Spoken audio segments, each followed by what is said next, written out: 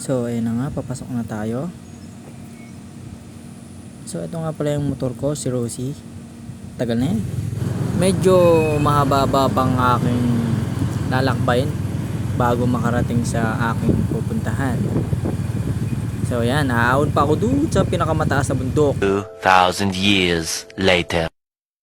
Ayun, malapit na ako. Nakikita ko na siya. Paano masabi? Paano ko nasabi? Ayun oh.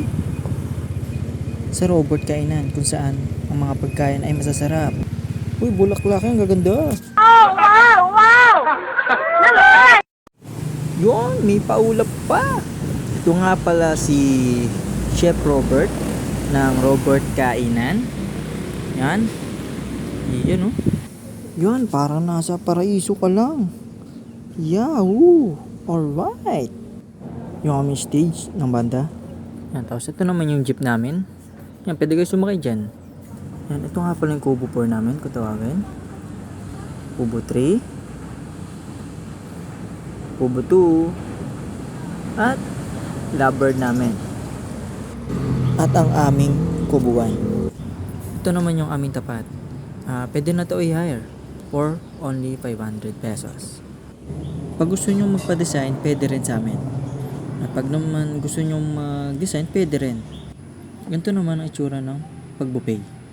Pwede na nga pala to i-hire yung aming big pavilion for only 1,000 pesos.